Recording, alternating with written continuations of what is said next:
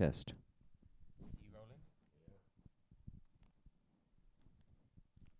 Hello, ladies and gentlemen.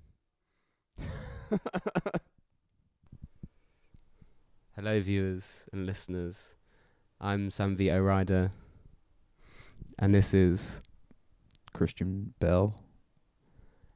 So, we are in Sheffield today, about to perform to promote Taste the Charm. What? Taste My Charm. The debut EP out on the 15th of March. And we will be celebrating that launch and release at a party in Camden on 29th of March, where Kristian here will be joining us for a solo set. Now, Kristian, we met. It's quite a unique week for us. It's what some would call an anniversary. Yeah. 2 years. It's been now. What are your memories of joining the Church Bell Silencers? I got a call from a mutual friend, Luke Oldfield, asking if I wanted to play some drums for a guy. He sent me the demos over. I said I'll give it a go. But this wasn't the first time you played drums, was it? No, the drums was my first instrument.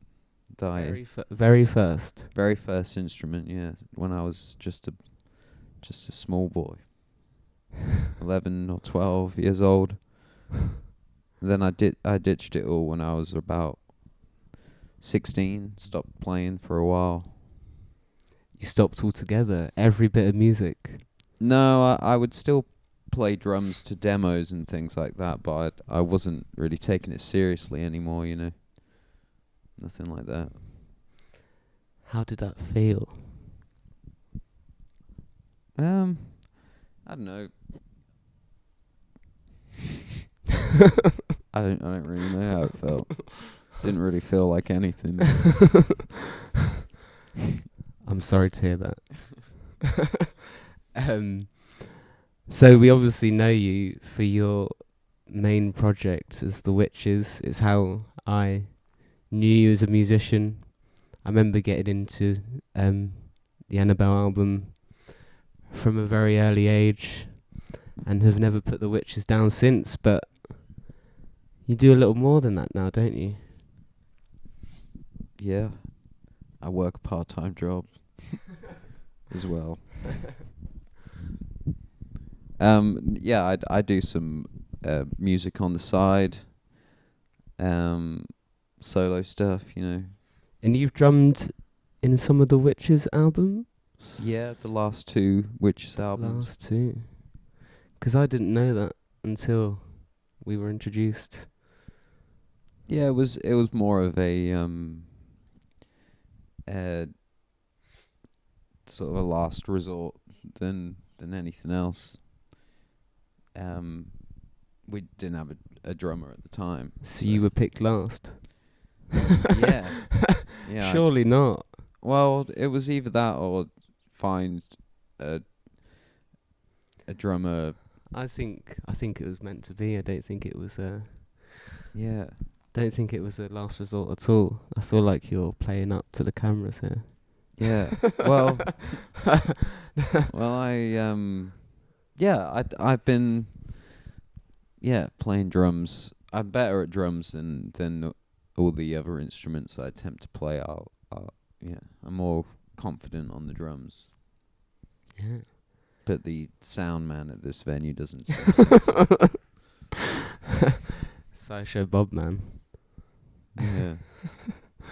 But yeah, as soon as you came in to the studio, we had a rehearsal, and then we were shortly joined by bassist Simon Hedges, and we only had those two rehearsals, then went into Fish Factory and recorded on tape, and we'd just done it in a few days. So we gelled really well as a band, which was something that I was thankful for. And yeah, those recordings are going to be out, like I said, on the 15th of March in a couple weeks now, under the title Taste My Charm. But as I mentioned at the start of the call, you are joining us to celebrate in London on 29th of March with your solo music, Backfire, released a year ago? Yeah, the end of 2021. So quite a while ago, but yeah, I'll be playing some of that stuff. Looking forward to it. So what made you want to do a solo project? Just sitting on too much material that I didn't think would work with the Wytches, being a garage rock band. This stuff was more personal. Yeah, it's very delicate as an album, isn't it? Yeah, it could have been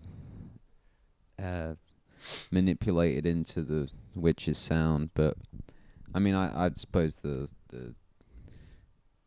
best thing was just to put it out how I thought they sounded, so that it came out like that. I wasn't trying to, do anything different. It's just what I would do anyway, just write and record music. Did that take a new amount, or was that like a new challenge of bravery to kind of release things so that's very soft, 'cause you're so used to, making things like a T-Rex? No, I mean, there's plenty of soft stuff on Wytches albums. There's just a lot less of it, but I think I think my main worry was throwing away a lot of material that I was quite attached to, just kind of throwing it out with no intention of it catching on or anything. I sort of knew that it would just come out and sit there for a little while and then kind of be forgotten about, and I was a bit worried about that happening, because when you haven't released these things, they kind of keep growing in your head, but when they're out, you can't really do anything else with them anymore, Yeah. So And you just have to carry on. And you haven't really toured this set of music? I remember seeing you live in the Midlands somewhere, playing. Was it the Backfire stuff? Yeah. Yeah, it was. Yeah, I remember that correctly. Thank goodness for that. Yeah, I've rarely done any solo performance. I don't know if I'm if it's my kind of thing, but I if someone offers me to do it, I usually like to give myself the challenge to just do something a bit different. I only really ever perform music with, or sing and perform with the Wytches. So yeah.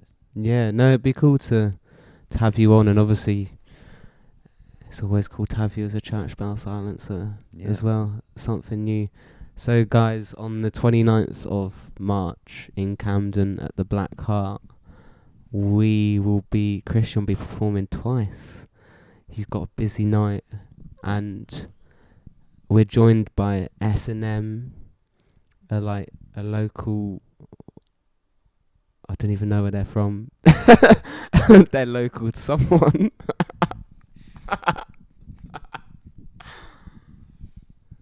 Yeah, they're cool. And Gareth Ainsworth's The Cold-Blooded Hearts. Buzzing for that. Before we wrap up, though, You're quite a producer now as well. Yeah. I suppose I. Yeah, I'm a bit of a producer.